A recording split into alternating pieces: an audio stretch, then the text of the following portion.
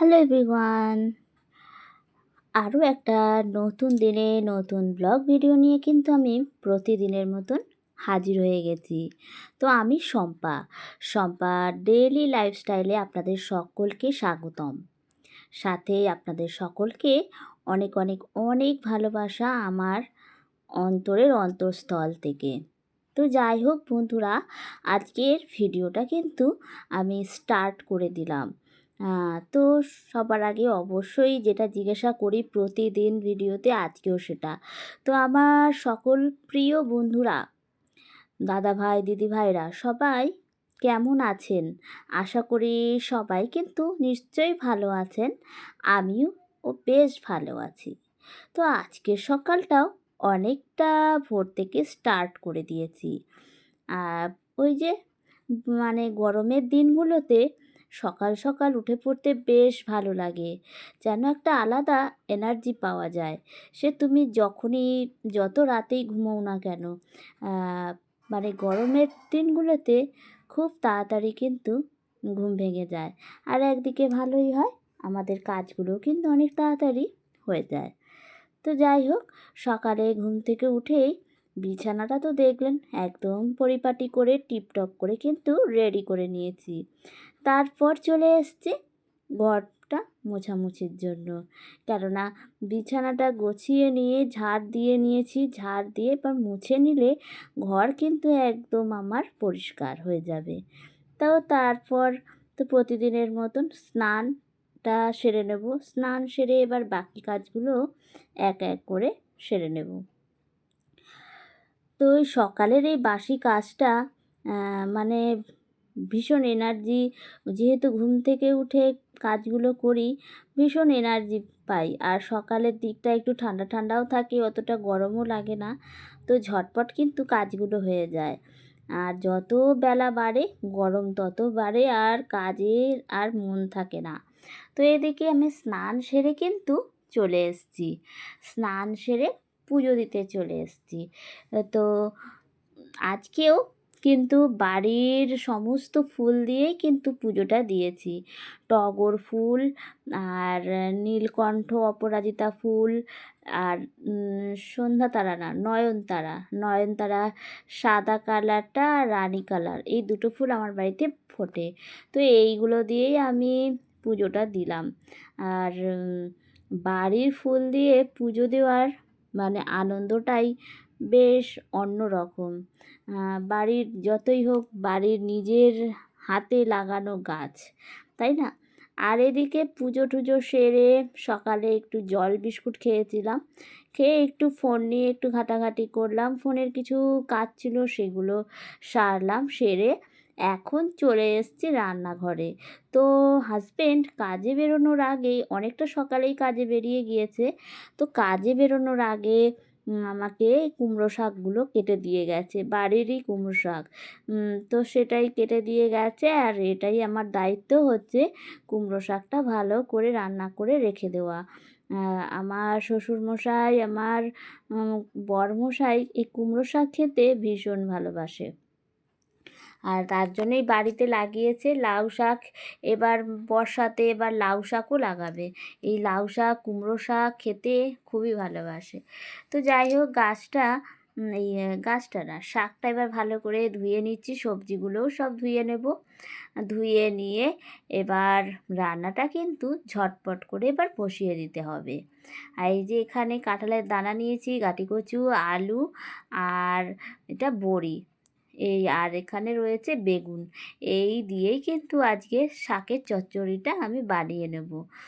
আর এখানে ভালো করে কিন্তু সবজিগুলো ধুয়ে নিচ্ছি, কেননা আজকালকার শাক সবজিতে শাকটা নেহাত বাড়ির, কোনো রকম বাজে সারটা দেওয়া নেই, একদমই ঘরোয়াভাবেই তৈরি। কিন্তু সবজিগুলো ভালো করে না ধুলে একদমই চলে না। আর এইদিকে দেখুন বন্ধুরা, পোস্ত বাটা দিয়ে রান্না করব। আর তার জন্য কিন্তু প্রায় অনেক দিন 10 দিনের মতন হবে। 10 দিন পর কিন্তু আমার শিলনোড়াটা আবার আমি বার করলাম। যখনই পোস্ত বাটা হোক, ওই দোকানের পোস্ত পেস্ট বা ওই মিক্সচারে পোস্ত পেস্ট করতে আমার একদমই ভালো লাগে না।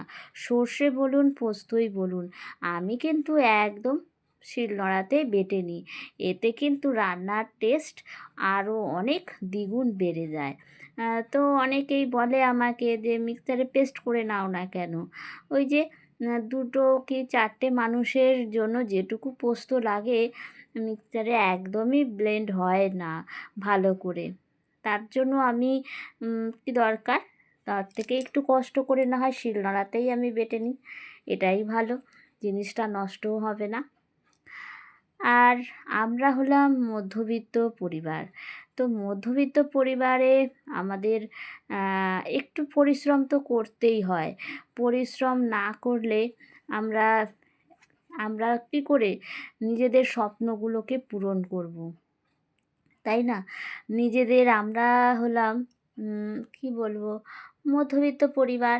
আমার হাজবেন্ড মানে যে জবটা করে সেই জব করে কিন্তু আমাদের এই যে বাড়িটা দেখতে পাচ্ছেন একদম নতুন বাড়ি। তো এই জব করেই কিন্তু এই বাড়িটা করেছে। তো মানে কি বলবো, আসলে আমরা সবাই কিন্তু স্বপ্ন নিয়েই বেঁচে থাকি। সকলকার মধ্যেই কিছু না কিছু স্বপ্ন থাকে, আর সেই স্বপ্নটা পূরণ করার ইচ্ছাটাও সকলকার মধ্যে থাকে। বললাম এই যে আমার মানে শ্বশুরমশাইও সামান্য চাকরি বাকরি করতেন, করে তার ছেলেদের মানুষ করেছে, বড় করেছে। তো তারপর একটা প্রপার টাউনে জায়গাও কিনেছে, কিন্তু হ্যাঁ, দালান বাড়িটা তিনি আর করতে পারেননি। তো তার ছেলে সামান্য চাকরি বাকরি করে কিন্তু বাড়িটা করেছে। তো সেটাই হলো স্বপ্ন এখন, যে বাড়িটাকে সুন্দর করে গুছিয়ে তোলা। আর মধ্যবিত্ত পরিবারে যেটা হয়ে থাকে, একবারে তো কোনো কিছু করা যায় না, একটু একটু করেই কিন্তু যে কোনো স্বপ্ন পূরণ করতে হয়। কেননা আমরা তো হলাম মধ্যবিত্ত পরিবার, তো সেটাই। আর স্বামীর পাশে দাঁড়াতেই কিন্তু আমি এসেছি এই ইউটিউব প্ল্যাটফর্মে। কেননা আমি দেখেছি ইউটিউবে অনেক দিদিভাইরা যারা কিন্তু নিজের পায়ে দাঁড়িয়েছে এখানে ভিডিও পোস্ট করে। তারা মানে কি বলবো, মানে খুব সুন্দরভাবে তার সংসারটাকে সাজিয়ে তুলেছে। আর আমিও কিন্তু সেই স্বপ্ন নিয়েই এসেছি, যাতে স্বামীর পাশে একটু হলেও দাঁড়াতে।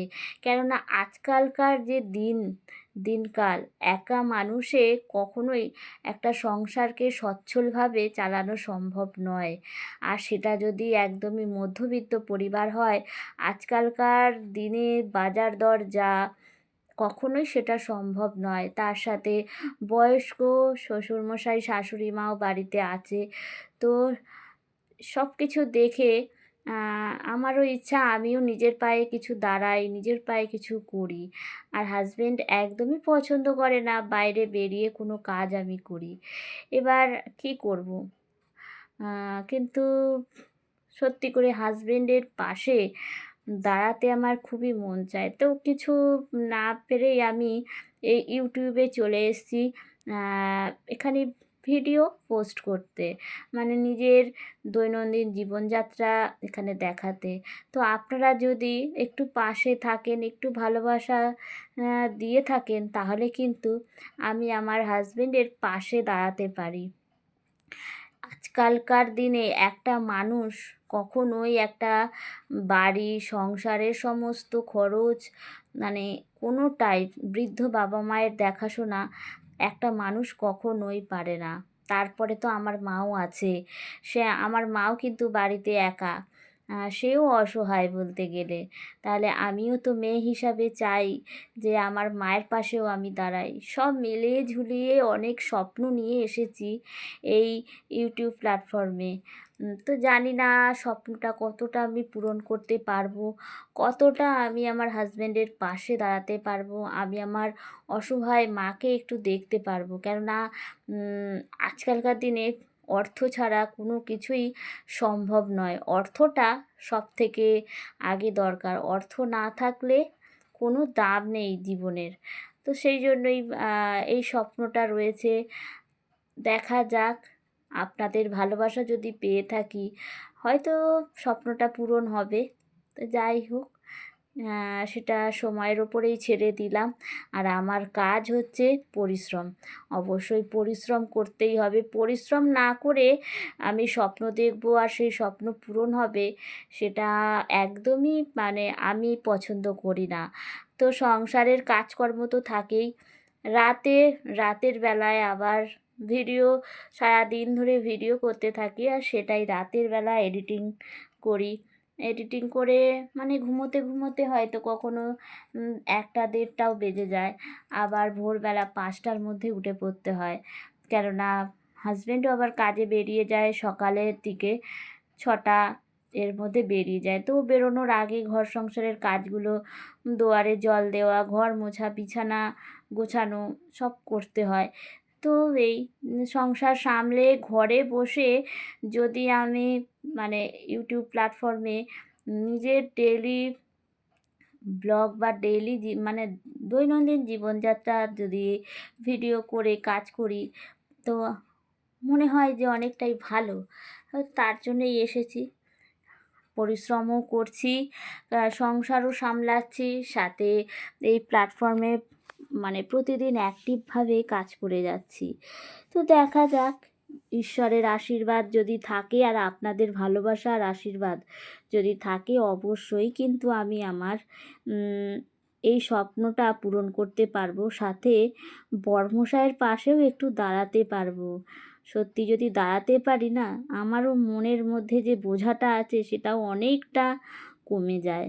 কেননা ওই মানুষটা একাই কিন্তু মানে সমস্ত কিছু বোঝা নিয়ে হাসি মুখে কিন্তু সমস্ত সংসারটাকে সামলে যাচ্ছে, প্লাস বাড়ির সমস্ত কাজ একাই করে যাচ্ছে। তো যাই হোক, দেখা যাক কী হয়।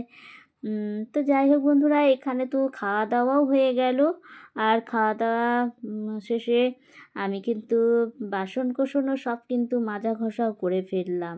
তো গল্প করতে করতে তো মানে এই বিষয়গুলো তো দেখাই হয়নি যে আমার কাজ এতটা এগিয়ে গেছে। তো এদিকে যাই হোক, আজকে তো দেখালাম যে কী কী রান্নাবান্না করেছি, সবই দেখালাম। আর ভিডিওটা কেমন লাগলো বন্ধুরা অবশ্যই কমেন্টে জানাবেন।